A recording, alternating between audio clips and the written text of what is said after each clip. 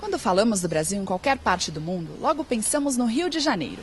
E esse magnetismo tem suas bases. A cidade e o estado concentram das mais belas paisagens do mundo. Mas não é só isso. Falar do Rio é falar também da história do Brasil. O Instituto Vencer descobriu na Light, em um trabalho de pesquisa firme, sensível e dedicado, a essência dessa história, o desenvolvimento urbano. Resolvemos então propor à Light uma ponte entre passado, presente e futuro, levando todo este material para conhecimento público através da internet. O desafio é grande e está apenas no começo. Mesmo assim, enche de orgulho e expectativas todos os envolvidos. E falar de digitalização do acervo é, na verdade, falar do nosso momento atual, né? Porque nós estamos em plena era digital. Então, desde as atividades mais simples até alguns serviços mais complexos, hoje tem algum braço, algum processo, mecanismo que envolva alguma coisa digital. Então, as instituições com cunho cultural, elas não ficam à parte dessa realidade e cada vez mais buscam, né, se inserir nesse cenário para apresentar e expor seus conteúdos, até mais para democratizar o acesso. Então, a gente tem como alguns exemplos, né, no mundo todo, né? Obviamente que a Europa e a América do Norte um pouco mais desenvolvidos, mas o Museu do Louvre, que o ano passado foi o mais visitado do mundo, com mais de 8 milhões de visitas, o British Museum, com mais de 5 milhões, todos esses números influenciados fortemente por campanhas online organizadas previamente por esses museus. Então, o que eles faziam? Disponibilizavam o acervo completo ou da coleção que se pleiteava no site, né, da instituição, como um convite para visitação física. E acabou dando muito certo. O MASP, em questão de digitalização, é um exemplo bem vivo aqui no Brasil, porque além de dispor o conteúdo, eles conseguiram, na minha opinião, vencer uma barreira que muitos sites e instituições, quando pensam em digitalização, não contemplam, que é a navegabilidade do usuário. Eles disponibilizam o conteúdo, mas a pessoa vai buscar, até se interessa, mas por ter uma questão muito técnica, uma linguagem muito formal, para esse segmento, acabam fazendo a pesquisa que foram direcionadas e não são convidadas, digamos assim, a visitar outras áreas do site. Como surgiu então a história entre o Instituto Vencer e a Light para esse projeto? Então, o Instituto Vencer, na verdade, em todos os projetos desenvolvidos até hoje, a espinha dorsal desses projetos é a democratização cultural.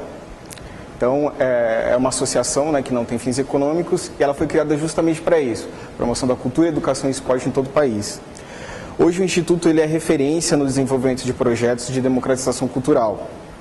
Então, o ano passado, realizou o Filma Brasil, que em relação ao formato digital foi um grande sucesso, porque era um concurso de roteiros idealizado primeiramente só para o estado do Rio de Janeiro, através dos moldes tradicionais, com papel, envio do roteiro, análise e tudo mais. E a gente teve a ideia de transferir isso para a internet, para ver até onde ia o alcance, abriu isso para o Brasil todo e o resultado surpreendeu muito, porque foram mais de 600 propostas recebidas e participação não só dos brasileiros em todos os estados, mas também de mais 8 países. Então, outros projetos, né, como Visões da Vida, que eu estava falando, que é um circuito de cinema itinerante que já teve uma edição em 2008, que levou exibições gratuitas para 10 cidades de São Paulo. E esse ano a gente já passou por Rio Grande do Sul, Santa Catarina, Rio de Janeiro, fomos para Minas e agora vamos encerrar em São Paulo. Criação audiovisual, que são oficinas de cinema em comunidades carentes. O Brasil Sorridente, que é um programa nos moldes do Visões da Vida, só que no Visões da Vida, além do cinema, tem um foco de saúde para diabetes. Então tem exame de pressão arterial, glicemia. E o Brasil Sorridente é o mesmo cinema, são a mesma dinâmica, só que com foco em saúde bucal. A UFESP, que é um projeto que também acabou de ser aprovado, que é a Orquestra Filarmônica de São Paulo, que também prevê a apresentação de espetáculos clássicos em áreas livres. E os seminários nacionais. A gente realizou agora em setembro o primeiro Seminário Nacional de Fomento e Incentivo ao Esporte. E vamos para a segunda edição, que vai ser realizada aqui no Rio de Janeiro, justamente para criar essa visão no empresariado e também fazer a ponte, na verdade, né, entre o poder público e o empresariado para se fomentar o esporte. Em 2008, o Jorge, que é o presidente do Conselho do Instituto Vencer, ele esteve aqui na Light para tratar de outros projetos, inclusive os que a gente acabou de listar. E ele foi recebido pelo Paulo justamente no local onde está guardado o acervo. Então, durante a conversa, o Paulo acabou apresentando o acervo e, devido à riqueza do material, o Jorge, então, resolveu elaborar a proposta para a Light de tornar isso público através do formato digital, possibilitando, então, a veiculação na internet e a disseminação desse conteúdo. Então, foram várias conversas, ajustando os parafusos, tentando chegar numa linha de raciocínio, para que, então, em 2010, agora em agosto, nós fomos recebidos pela Light, para, então, eles abriram as portas do acervo para que a gente pudesse fazer essa pesquisa e levar esse projeto adiante. O que a gente descobriu? Então, são 522.012 itens históricos guardados desde o século XIX. E que, como o presidente colocou muito bem, contam justamente a história do Rio de Janeiro devido à contextualização social dos serviços da Light. Então, são serviços essenciais, como energia, telefonia, gás, e os documentos e os instrumentos desse acervo ajudam a contar essa história. Então, são documentos fotográficos, textuais, audiovisuais, cartográficos e tridimensionais nessas proporções. Aqui alguns exemplos que a Rossana, que é a museóloga, separou para a gente. São móveis e instrumentos, né, da década de 30 e 40. Algumas fotografias do centro e de outras áreas do Rio, que também fazem parte do acervo. E algumas propagandas que mostram justamente como a Light está inserida na vida, né, da população do Rio de Janeiro. Então, a telefonia, né, e os serviços de gás. Então, qual que é o objetivo do projeto? É digitalizar, passando por todas as fases necessárias para isso, os 522.012 itens. Para isso, seguir os padrões de mercado, né, de diagnóstico, vistoria. Então, desde pegar a peça por peça, analisar, ver qual é o tipo, qual o sistema de digitalização necessário, o que será necessário para conservar aquela peça e, enfim, chegar na publicação através da internet. Com isso, a gente garante longevidade desse material. Nas consultas que a gente fez aos especialistas técnicos dessa área, ficou muito evidente que a melhor forma de se preservar esse material é a digitalização, por justamente evitar o manuseio, o transporte, qualquer tipo de evento que possa danificar a peça. Isso, exatamente. Então, facilitar a consulta pública através das mídias digitais. Então, a gente entende que, uma vez digitalizado e colocado num portal, esse material vai estar disponível não só para a população do Rio de Janeiro, mas para qualquer parte do Brasil e do mundo que tenha acesso à internet. Contribuir com o desenvolvimento e população dos acervos digitais. Então, no mundo todo isso já tem acontecido fortemente, né? A França, ela luta por uma biblioteca digital nacional. Em Harvard, os diretores também têm fomentado isso muito fortemente. A USP tem um trabalho muito interessante com a Brasiliana Digital, que caminha para esse...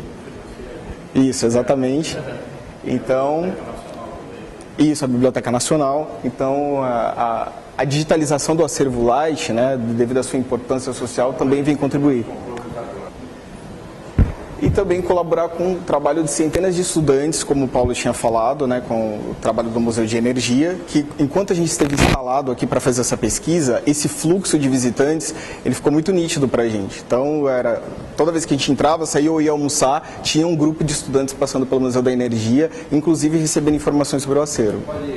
Isso, na verdade, como funciona hoje, né, o acesso a esse material. Então, uma pessoa interessada numa pesquisa mais profunda entra em contato com o pessoal da Light, com a Rossana, a museóloga, ela verifica essa necessidade, separa o material quando possível, né, devido se não for um material muito raro, né, e para então fazer esse acompanhamento com a pessoa dentro do próprio local do acervo, né.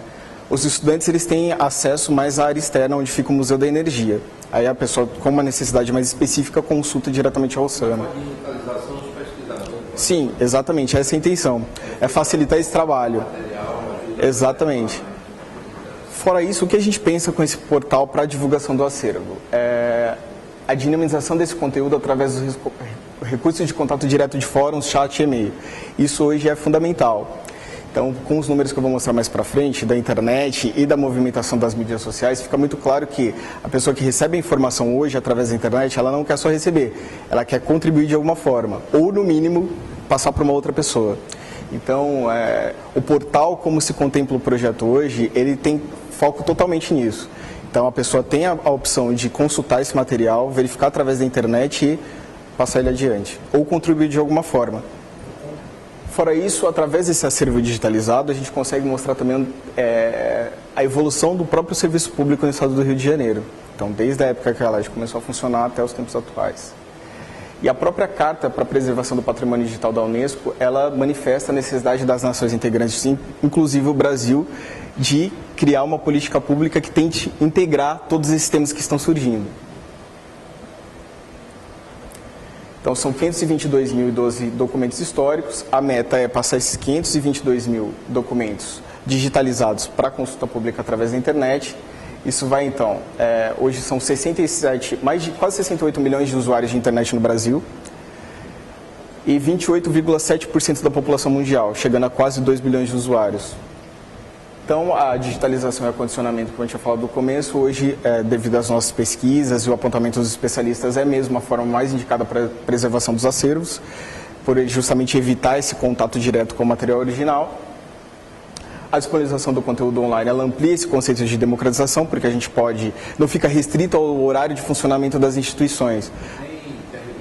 Exatamente, ela pode consultar a qualquer horário. E os arquivos digitais, eles têm maior durabilidade e demandam menos esforço para tudo, né? Deslocamento, armazenagem, aqueles números que eu tinha mencionado. Então, as redes sociais hoje, elas configuram a moda, entre aspas, na internet. Então, ontem até passou uma reportagem muito interessante, não tinha a ver com o tema do acervo, né, mas era sobre a visita de astros internacionais no Brasil, mas como a informação circulava rapidamente através das mídias digitais.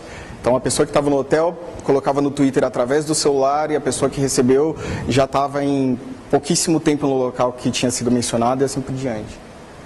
Então, são 247 bilhões de e-mails trocados todos os dias, 126 milhões de blogs. Essa informação dos blogs é interessante justamente para ratificar isso.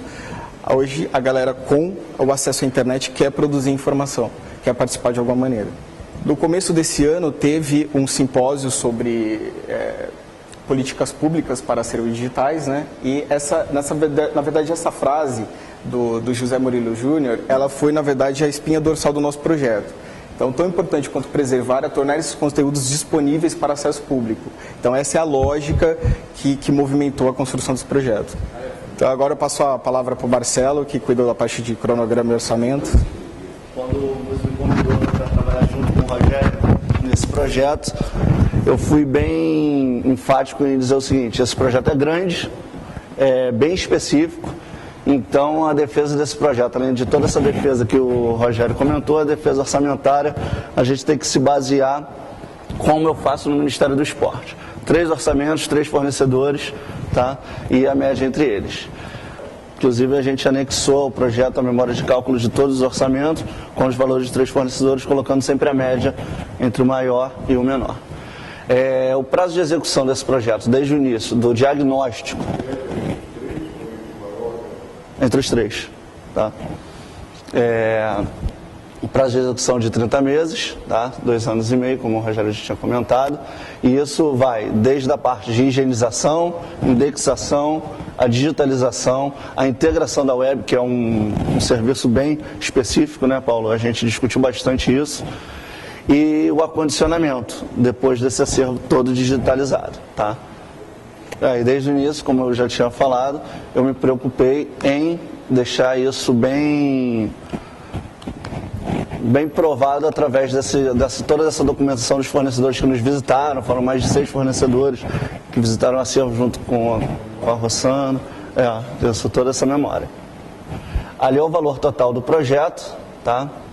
Esses 2 anos e meio, incluindo materiais que serão necessários, desde pequenas pinças até mesa higienizadora, né, scanners, tudo isso está dentro desse orçamento e dentro dessa metodologia de 3 orçamentos que eu fiz questão de fazer nesse projeto, tá? Toda a parte de pessoal, como museólogos, historiadores, coordenadores para cada área, a gente achou isso importante, porque algumas vão atuar juntas, outras a gente vai ter a higienização toda e depois entra outra área com a indexação, depois a digitalização. Então são profissionais diferentes e diferenciados no mercado que a gente está buscando para fazer esse projeto. Ali, citando alguns materiais bem específicos para esse tipo de serviço, como a higienização, como eu tinha comentado, os scanners próprios para esse tipo de digitalização, tá? Sistema de captura de imagem, instrumentos de manuseio de material frágil. Ali são materiais menores, porém todos eles fizeram parte dessa metodologia de 3 orçamentos, desde uma pequena pinça, de um saco de 2 kg de algodão, até os scanners de alta resolução. No momento que a gente começar o projeto, a gente vai fazer um novo diagnóstico. Tá? E a gente, antes de iniciar todo o processo de digitalização em si, a gente vai fazer um novo diagnóstico para disponibilizar através do site do projeto. Isso, a gente vai fazer um novo diagnóstico para ver realmente o que será relevante para colocar no site, disponibilizado a toda a comunidade externa ou não. Mas os itens total são 522 mil. Tá? Porque, por exemplo, dentro desses itens tem páginas de livros contábeis que talvez não seja tão relevante para se colocar no site. Na primeira semana que eu e o Rogério chegamos aqui, a gente tinha informação de 1 milhão de itens a ser digitalizados. Aí nós 3 sentamos e fizemos já um diagnóstico e chegamos a esse número. Então já teve um diagnóstico e obviamente faremos outro para iniciar o projeto. Então o valor já era quase que o dobro, né? Se formos pensar. Eu agradeço o convite, acho o projeto extremamente interessante. O Ministério da Cultura vem estimulando a digitalização dos acervos. Alguns nós fazemos diretamente, como é o caso, como eu disse, do Canal 100, da Vera Cruz. Nós temos hoje um centro de recuperação de conteúdos audiovisuais na Cinemateca de São Paulo, que está entre as melhores do mundo. Estamos digitalizando aqui a Biblioteca Nacional e nós somos os principais parceiros da USP com a Brasiliana, que também é um projeto de ponta, sob o ponto de vista tecnológico e de conceito do uso. Tecnológico, inclusive, porque a opção foi um grau de definição visual que muito acima da média, por exemplo, muito acima da Biblioteca do Congresso Americano, que é uma das referências mundiais. Quem chega depois tem essa vantagem que já usa tecnologias mais avançadas e pode